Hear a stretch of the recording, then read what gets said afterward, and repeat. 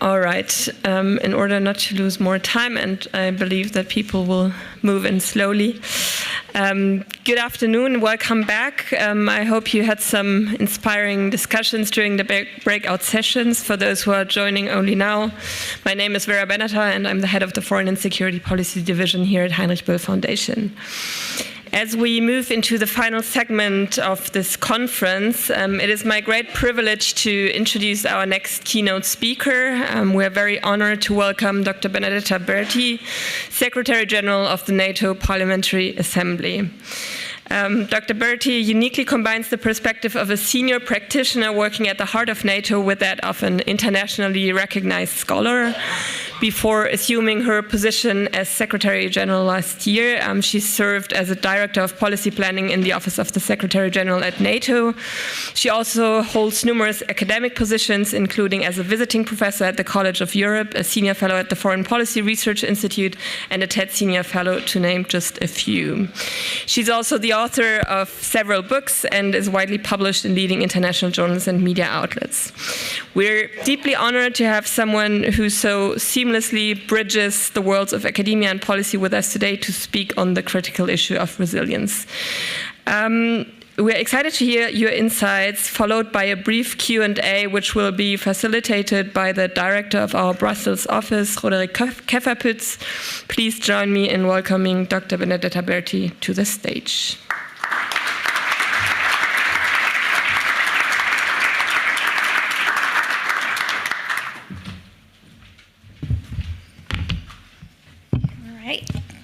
Good afternoon, evening.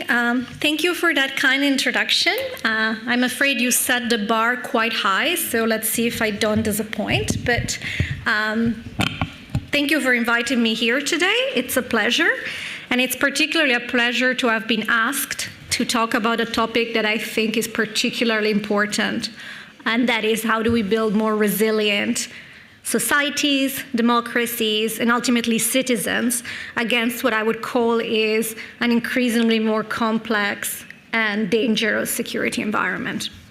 So I would start by saying that, to me, rebuilding, thinking about resilience is a key component of what is a larger effort that, to me, where I sit, working on defense and security, is probably the most urgent challenge we have, especially as Europeans. And that is rebuilding a culture of defense, a culture of preparedness, and a culture of agility. And resilience sits right at the center of this effort. Let me, with your permission, spend 2 minutes as to lay out why I think this is such an important effort, and then we'll go into how I think we are doing it, because I don't believe in the doom and gloom. I believe we are doing things to become stronger militarily and more resilient, but also I will lay out some of the open questions as to what I think we need to do more of. So in terms of the why to me this is the most important challenge we face. I would say it's because, first of all, we are recovering or waking up after, especially as Europeans, decades of post-Cold War peace dividend hangover. We spent too little on defense. We invested too little in our defense industrial base. We focused on economic policies without often or enough thinking about the national security implication of those choices. And broadly, we assume that peace is a given, that security is a given, that democracy is a given. Unfortunately, the holiday from history is over. I think it has been over for a while, and that requires a complete reset of how we think and, more importantly, what we do when it comes to defense and security. It is not just a cliche, but I think it's a fact to say we live in the most dangerous and volatile security environment in generations. First of all, volatility, crisis, and disruptions are no longer or cannot be treated as exceptional. We really need to think about them as not a bug of the system, but a feature. In other words, crises will come, disruptions will come, volatility will come. At least for the near future, that is the new normal, and we need to, as opposed to aspire to return to a status quo that no longer exists, we need to understand, adapt, and develop more resiliency with respect to these endemic disruptions. Same for crisis and instability. If you look at the post, for NATO, we started to think about this change in the security environment after 2014 with the Russian annexation of Crimea, which really sent us back to the drawing board in terms of understanding trends in security and geopolitics. But if you look at what has happened ever since, disruptions have continued, persevere, and perhaps even increased. Crisis and instability and fragility in our broader neighborhood and globally have continued, persevered, and perhaps even increased. And of course, for us as Europeans sitting in the European continent, we are witnessing the largest, most brutal conventional war in generations because of Russia's war of aggression against Ukraine. And back at home, we may not be at war, but if you look at our critical infrastructure being under attack, sabotage, disruption, cyber attacks, information threats, the conclusion is inescapable in my mind, and of course, this is my opinion, so feel free to disagree. We may not be at war, but we're not at peace. And preparing for a world of non-peace and continuous contestation requires a reset in how we think about defense, how we think about security, and how we think about resilience. What to do? I think we're already doing a lot. And before I go into the 3/4 of my speech on resilience, let me step 2 minutes into the military instrument of power or our militaries. Because of course, when we talk about deterrence and defense and security, we need to start by having a credible deterrent. Credible deterrent means functioning, credible, well-equipped, well-trained military. Again, as Europeans, many of us we used to spend 3.5% during the Cold War of our GDP on defense. Then we went for 30 to 40 years to spend roughly half of that. We went to 1.3 on average. Clearly that created gaps in capabilities, gaps in forces, and gaps in readiness. So now we are catching up. The good news is we are catching up. Just 10 years ago, the number of countries that spent 2% on defense was 3. Now we have allies on average being at 2% and more. But the first step to really ensure our security and defense is that we are serious about our militaries, we're serious about defense spending. We do implement that pledge that all NATO allies took when they met last summer in The Hague to go towards 5% of GDP on defense spending with a 3.5 earmark for core defense spending. And that needs to be backed by a serious and robust defense industrial base, because otherwise we're not able to ramp up production. So I start with saying what perhaps is obvious, but before we talk about what enables our deterrence and defense, I wanted to start with the fact that we do need to fulfill our pledges, we do need to rebuild our deterrence and defense posture. Of course, military strength for defense by itself is necessary, but I would say it's not sufficient. It needs to be backed into a broader whole of society, whole of democracy, resilience approach. And that's very much in the heart of Article 3 of the North Atlantic Treaty. So NATO, of course, is well known for its Article 5, Common Defense Clause. An attack against one is an attack against all. But that Article 5 only works if countries do what they're supposed to do as their responsibility under Article 3, which says they need to collectively and individually develop the capacity for self-defense. So they need to develop the ability to resist armed attack. That part is just as important as Article 5, because without it, Article 5 is a promise without capabilities, right? So building resilience is part of Article 3. At least the way I see it. Why is it so important? At the basic level, our militaries need credible, resilient infrastructure, civilian infrastructure to function. There is no such thing as a civilian transportation infrastructure and a military one. We just have one transportation infrastructure. Either it's made in a way that supports our military operations, or if it doesn't, in times of need, we won't be able to use it. And by the way, times of need is not just conflict. Times of need can be a response to a natural disaster, to a weather-induced extreme, climate change-induced extreme weather event. For anything, we will need to rely on our militaries. We need our infrastructure to function. That's true for transport, our ports, our airports, our 5G networks, our civilian satellites. So resilience infrastructure, key enabler of security and defense.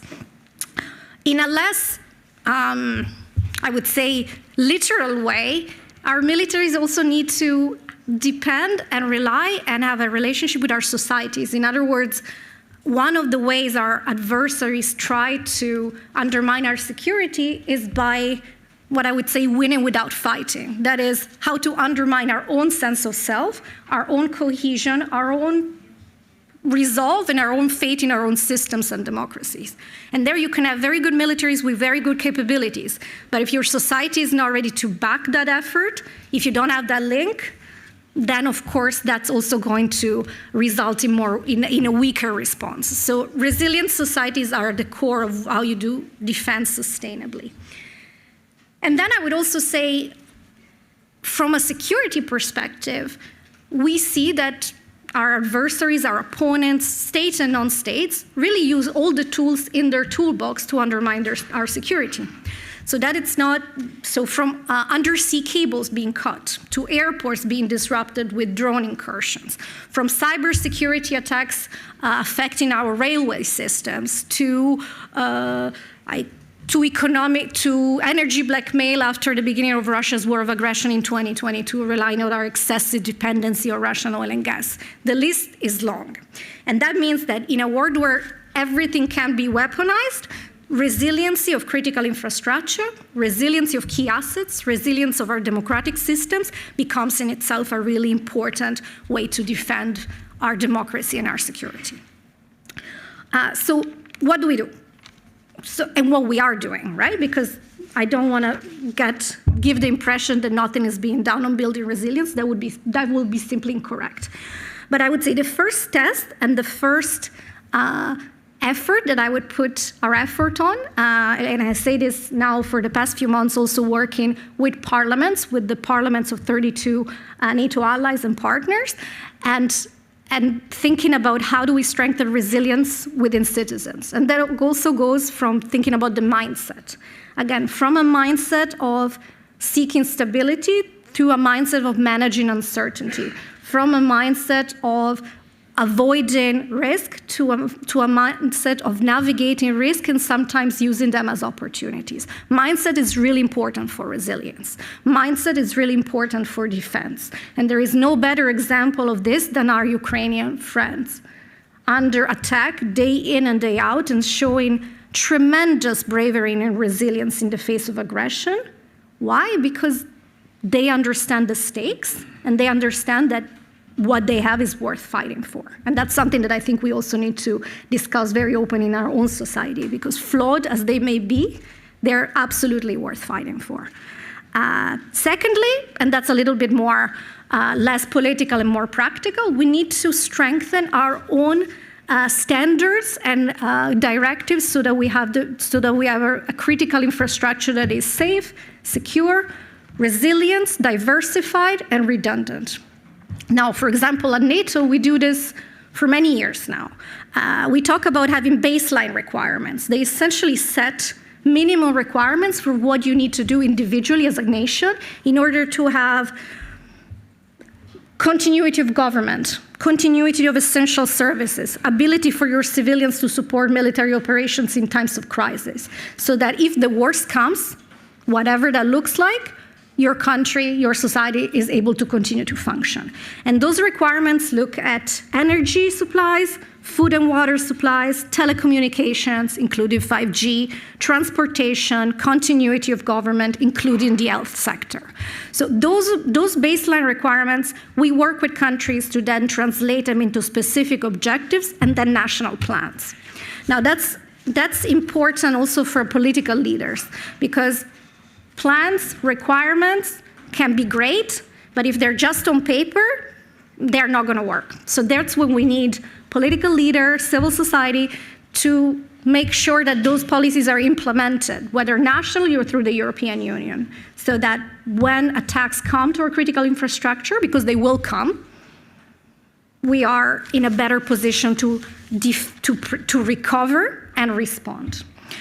Then another important area of cooperation for strengthening resilience is about sharing information, intelligence, and situational awareness between allies. We do this at NATO on a daily basis. It's incredibly important because only when you look at the broader pattern of hybrid activities by certain actors, you start to understand the patterns. So joining the dots between activities across and among countries really gives you a better picture of what is happening, and then better tools to respond. And then, of course, just as important, we need to exercise and stress test our critical infrastructure, systems, and vulnerabilities. This simply means we need to exercise and be ready to develop muscle memory so that if crisis struck, we know how to respond. This is very important. In the military, you say train as you fight. So you need to stimulate conditions that are as realistic as possible so that if the worst comes, your muscle memory kicks in, your societal response kicks in, and as opposed to panic, you are prepared. Now, the only way to do that, though, is in peacetime to think about crisis. And that doesn't mean, and I want to be very clear about that, that does not mean panic, that doesn't mean spreading fear, that does not mean spreading panic. That means giving citizens the tools to be more informed and ultimately have more control and agency over their own security. And I think that's very important. We're doing all this, all of our countries are doing all this. I think we need to do it more, and I also think we need to bring in more and more our private sector.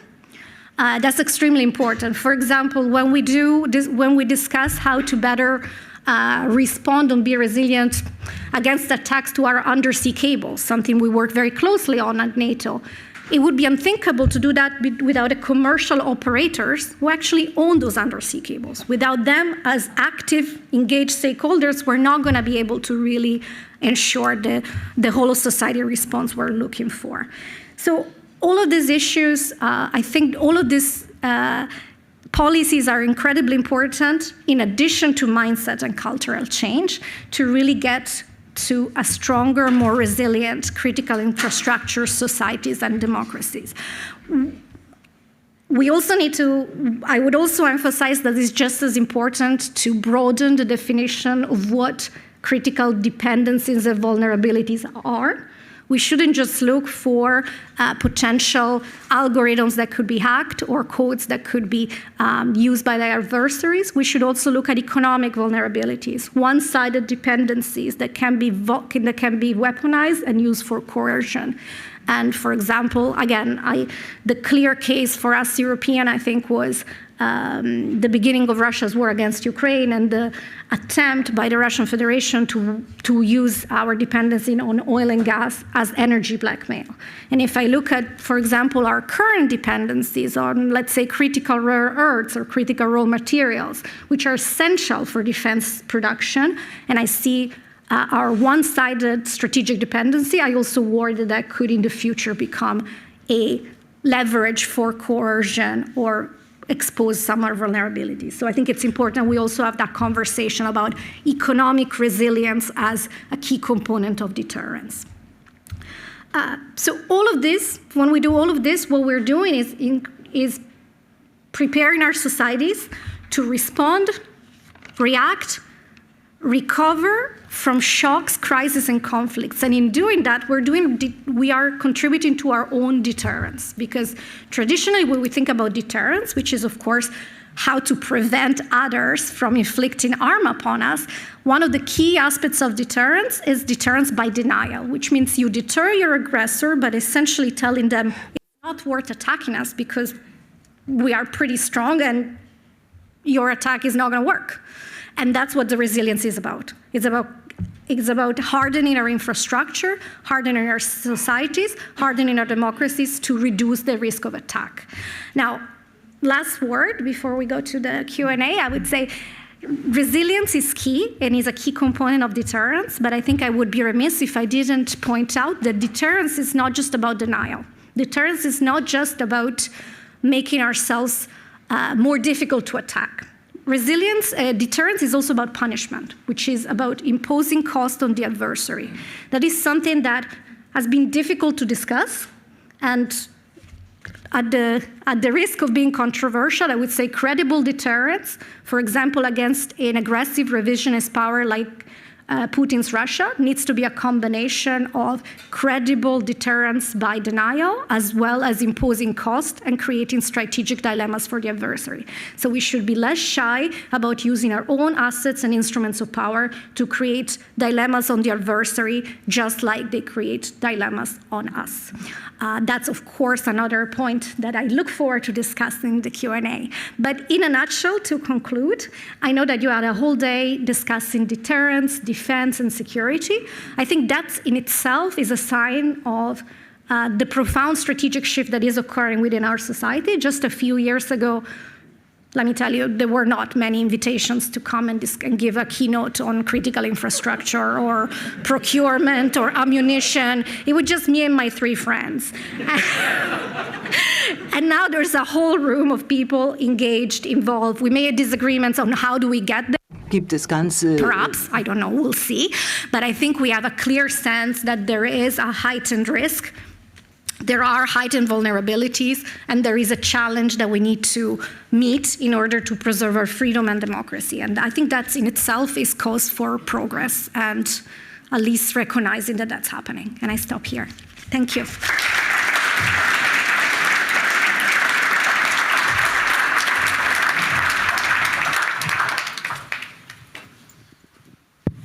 Thank you so much, Benedetta, for this insightful presentation. We have about 20 minutes left for the Q&A. I'll pose a couple of icebreaker questions and then we open the floor here for the audience. One point that really struck me in your presentation was actually one of the first points that you made was the question of the mindset. And in a world where everything can be weaponized, how do we make that mindset shift? And this morning, or at 1 o'clock, when we had the keynote speech from President Grybauskaite, she mentioned that mindset and deterrence and comprehensive defense is also something about the capacity to suffer. Or what Ivan Krastev said, in a war, it's also the capacity to take pain. And this struck me because it has to do with the mindset. It has to do with how prepared a society is to sacrifice something as well. And the question that I would like to ask you is, authoritarian systems can impose costs, but in a democratic system, leaders are accountable and costs have to be coming by consent. Is there a structural imbalance when it comes to that question of mindset? Great question. So, yes, and our opponents and competitors know it very well, which is why I think part of the hybrid, if you wish, non-kinetic set of tactics really aimed at neutering us from within, in a way. So looking for the soft underbelly in our society, whether it's social cohesion, enhancing polarization, anything that would make that would erode our will to defend and will to stand up for ourselves.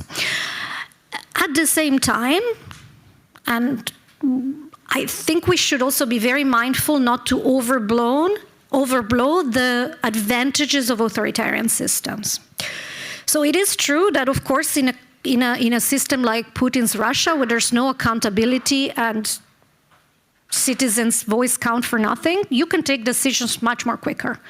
And the threshold of pain you can inflict on your own society is incredibly high, as the recent numbers that came out just yesterday, about 1.2 million casualties in Russia since the beginning of the war in 2022. Numbers that we hadn't seen in Europe since World War II. These are awful, awful numbers.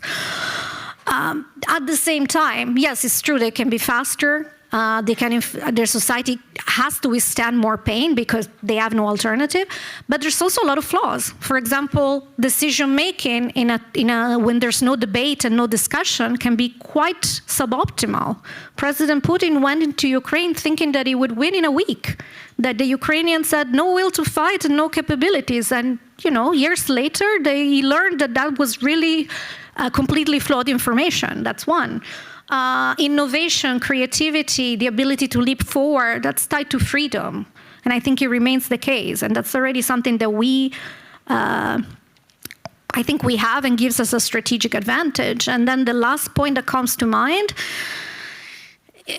again, if I look at the Russian performance on the battlefield, the level of motivation of soldiers that are thrown to the battlefield but are fully, it's very different. So having something worth fighting for, the level of sacrifice and bravery that I see when I go to Ukraine, when I interact with my Ukrainian friends, that only comes from having a sense of purpose that I don't think our authoritarian opponents are going to be able to have. So I think, yes, they have advantages, but so do we, and we should be less shy about them. Great, thank you. You mentioned in your speech the importance of deterrence being credible. And I think when we talk about NATO, we have to mention or talk about a little bit the elephant in the room and the question of credibility of NATO, especially when it comes on the leaders level. Now, you are with the Parliamentary Assembly, so it'd be really interesting to hear from you. We can get a little sneak peek behind the curtain. What are the debates in the Parliamentary Assembly? What's the connective tissue outside of the leaders level with regards to this question of credibility? Thank you. No, that's a very important question. And just as a side note, the NATO Parliamentary Assembly essentially puts together representatives of parliaments from all NATO countries. So it's roughly 300 members, right? From all the 32 countries, and we also work with NATO partner countries. And each country sends delegations, and those delegations represent all the forces in their political system. So it's not necessarily a group of always like-minded individuals. They are representative of the diversity of views of our democracies. And that this organization has existed for 7 decades, so for 70 years. I think it's incredibly important because what I see are difficult discussions, obviously, robust discussions, 32 countries, 32 democracies, all spectrum of political credence, and politicians. So it's absolutely not no easy job. It's not tame, but what I see is also a shared constructive sense of how do we move forward together. Just to give you an example, just before the end of 2025, we brought a delegation of roughly 140 members of parliament from Europe to the US Congress. And it was really important for them. We met with representatives from both sides, Republicans and Democrats. We met at the same time when the US Congress was passing the National Defense Authorization Act, which is how funding is actually appropriated for European security, for support for Ukraine, and the numbers very much reflected continuity of support.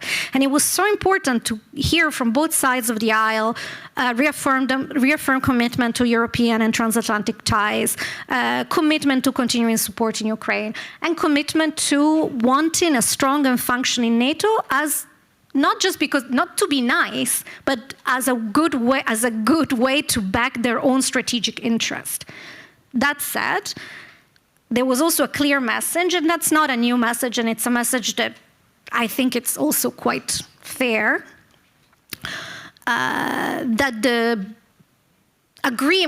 status quo, the balance we had, the imbalance we had in terms of defense spending and capabilities is simply not tenable.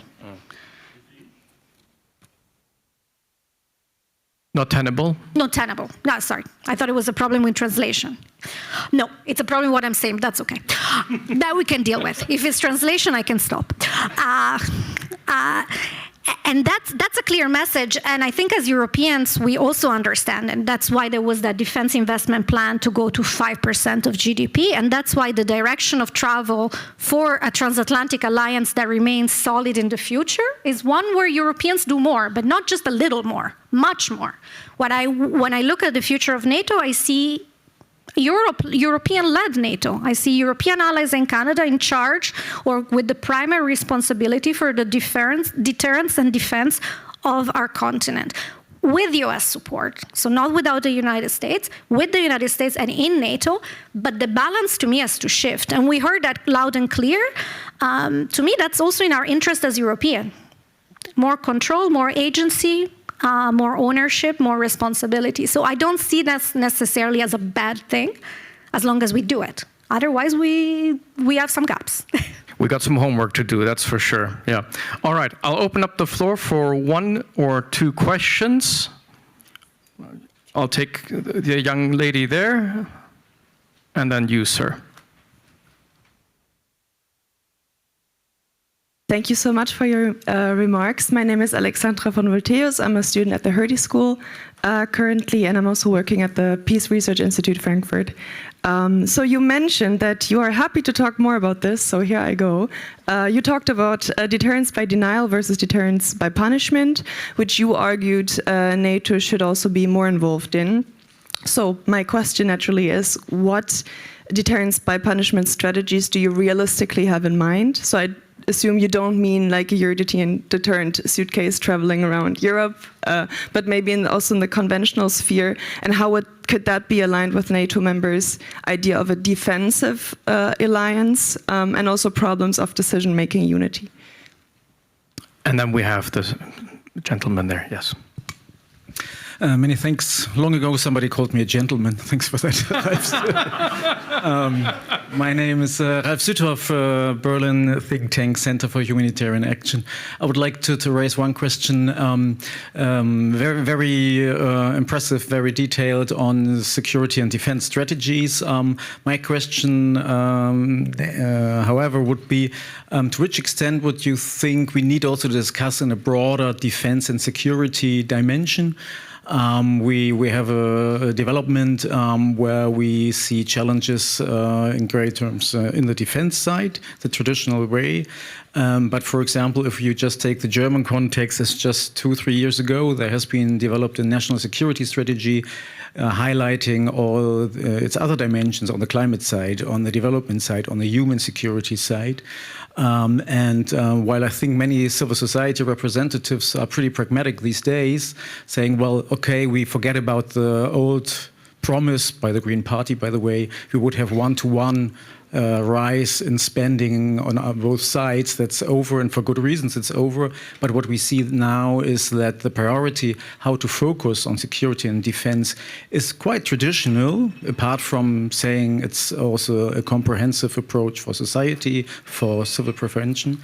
But in the global south dimension, in the justice dimension, in the credibility dimension, also to invest in human security in crisis contexts, to invest in humanitarian aid and development aid, we go just in the opposite direction. Funding-wise, but also strategy-wise, it started already under green leadership, so it's not about promoting a green party. But last point, for example, we've seen just last week a development ministry in Germany presenting a new strategy which puts security as a top priority of development policies in future. And many see it as instrumentalizing these areas while not making it really a comprehensive approach with respecting that these are priorities in funding and in policy terms, also many other ways. Many things. Great, thank you. So, what instruments of deterrence? And then the question of, shouldn't security be seen much broader, also including development, human rights, and other issues? Thank you. Those are 2 excellent questions. I'll try to be super brief, but firstly on deterrence. So deterrence since time immemorial is about capabilities, will, and the ability to communicate to your opponent or adversary that you're serious about it. And you have different ways to do that, and partly is what we're doing as a defensive alliance, resilience, stepping up our posture, increasing our capability. That all signals to potential adversaries that really it's not worth trying to go into a conflict with us because they will lose and there will be a terrible price to pay. And that's perfect. At the same time, in my view, in a time where we see cyber attacks day in and day out, sabotage, disruptions, and other non-kinetic tools, hybrid tactics against our security, that to me makes me reflect on the question, what more can we do to deter our opponent from engaging in those acts that are detrimental to our security, cohesion, and prosperity? And that's the type of, and that's what I mean by deterrent by punishment. The number of tools that states have, and some it will be done in a discussion through NATO, some can be done through the European Union, some can be done through coalitions, is how do we use the tools we have, diplomatic, political, economic, in terms of cyber, to impose costs and to instill on our opponent and adversary the perception that continuing to test and probe and prod us, it's really not a good idea.